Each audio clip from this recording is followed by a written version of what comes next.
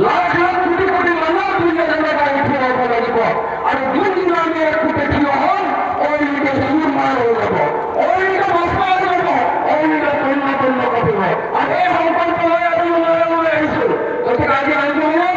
কোনো যাতে স্তব্ধ কৰাৰ চেষ্টা নকৰে সেই সকলক আমি মাতিছো সকলক মাতিছো কোনোবাই যদি বাহিৰত আছে আকৌ আহক আজিৰ একদিনৰ বিচাৰ নিকাশ নাই 65 বছৰ কিমান দিন আমাৰ মাক বাপে কিমান মানি থাকিলে কিমান দিন আমাৰ মাক বাপেকৰ তেজ কুৰিয়াৰ নিচিনা পেৰি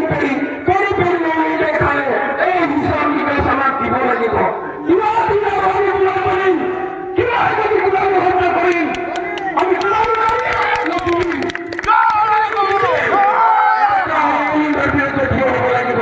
আজি ওই যদি আমার 65 বছর প্রতারণা করে নহলে আরসি আমার সহকর্মীদের আহ্বান আজি আরসি হয়েছেন সিরাজি আজি সহকর্মীদের আহ্বান হলেন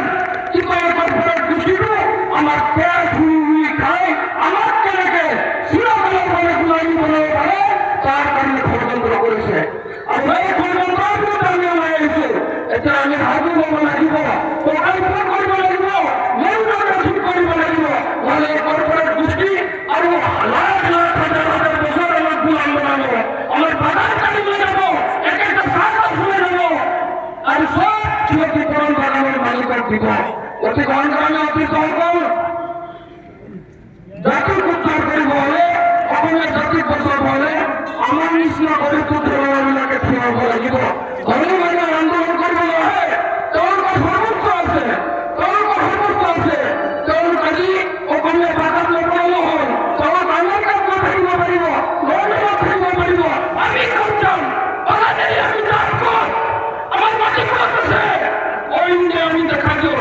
একটা বাগানত বিঘা মাটি উচ্ছেদ কৰি আজি আমাৰ থিয় হ'বলৈ জাগা নাই আমি কি কৰি খাম আমাৰ ভৱিষ্যত প্ৰজন্ম কি হ'ব যদি অইনে আমাক চাকৰি নিদিব সেই অইনক আমি কৈছো যদি মানৱীয়তা দৃষ্টি আছে শ্ৰমিকৰ প্ৰতি যদি দৰদ আছে শ্ৰমিকসকলক যদি মানুহ বুলি ভাবে তেতিয়াহ'লে আমাৰ সংবিধান সংশোধন কৰি হ'লেও 30% সংৰক্ষণৰ ব্যৱস্থা কৰিব লাগিব লাগিবনে নাই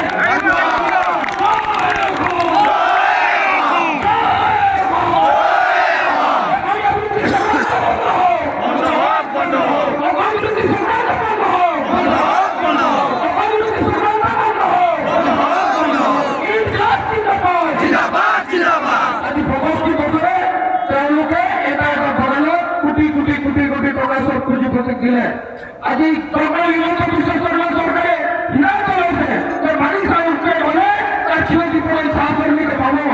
আজি 99 বছৰ হিন্দত আছিলে ব্ৰিটিছ চৰকাৰৰ সময়ত বাগিচাবিলাক 99 বছৰ কেতিয়ালৈ কৰিলে আজি ৰাষ্ট্ৰীয় ঘাইপথ হওক নেশ্যনেল হাইৱে হওক এয়াৰপৰ্ট অথৰিটি হওক বা যিকোনো ক্ষেত্ৰত আজি হাজাৰ হাজাৰ বিঘা চাহ বাগিচাৰ মাটি উচ্ছেদ হৈছে আৰু ক্ষতিপূৰণ পাইছে বোলে পুঁজিপতি মানুষ গোষ্ঠী আমি পাইছো কি আমাক পৰিকল্পিতভাৱে আমাক গোলামী বনোৱা হৈছে গতিকে বিজেপি চৰকাৰে এই গোলামীক আমি সহ্য নকৰো অসমৰ দেশৰ আমি গোলাম বনালে আমি যদি আমি আঁঠুমৰি থাকিম তেতিয়াহ'লে কিন্তু আমি মাটিৰ তলত যাব লাগিব আৰু যদি মানুহ হিচাপে জীয়াই থাকিম তেতিয়াহ'লে এই কৰ্পৰেট গোষ্ঠীৰ যিধৰণে আমাক উন্নয়ন কৰাৰ নিচিনা আমাৰ অধিকাৰ কাঢ়ি লৈ গ'ল এই অধিকাৰৰ কাৰণে থিয় হ'ব লাগিব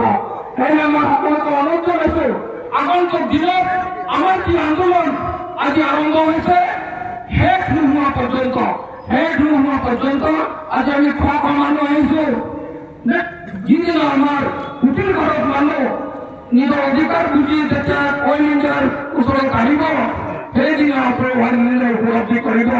যে এই মানুহখিনিক ৬০ বছৰ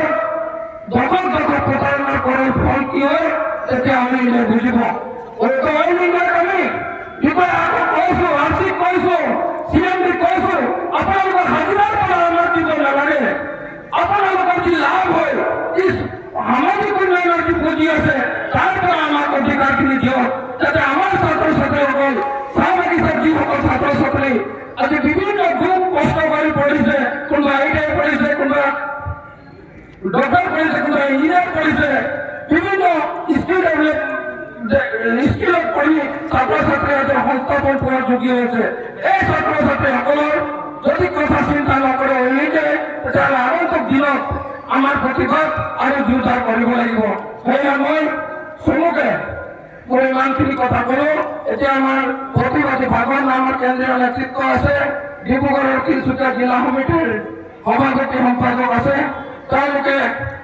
ব্ৰহ্মাস্ত্ৰ অইল ইণ্ডিয়াৰ বিৰুদ্ধে প্ৰত্যেকটা শব্দ বাক্য যাতে ৰঞ্জিত ৰাজৰ কাণত সোমাক আৰু ৰঞ্জিত ৰাজৰ কাণ ফালি যাওক ৰঞ্জিত ৰাজৰ কাণ ফালি যাওক সেই আমাৰ কেন্দ্ৰীয় নেতৃত্বক অনুৰোধ জনাইছো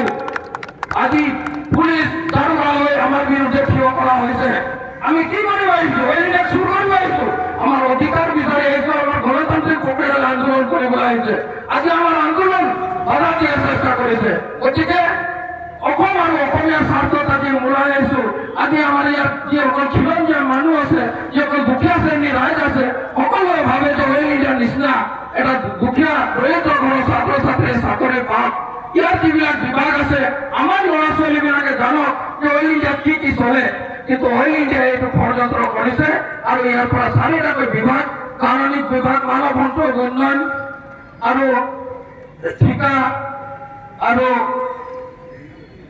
এডমিনিষ্ট্ৰেটিভ এই চাৰিটা বিভাগ তেওঁলোকে ইয়াৰ পৰা হস্তান্তৰণ কৰি নয়ডালৈ লৈ যাবলৈ বিচাৰিছে উত্তৰ প্ৰদেশলৈ লৈ যাবলৈ বিচাৰিছে আমাৰ অসমৰ অধিকাৰ আমাৰ সম্পদ আমাৰ মাটি আমাৰ অধিকাৰ সেয়েহে আমাৰ যি অধিকাৰ কাঢ়ি লৈ যাবলৈ বিচৰা হৈছে তাৰ কাৰণে কিন্তু আমি আগন্তুক দিনত থিয় হ'ব লাগিব আৰু এই ইতিহাস হ'ব ইতিহাসটো আমি সৃষ্টি কৰি সলনি কৰিব পাৰিম কাৰণ ধনী মানুহ কেতিয়াও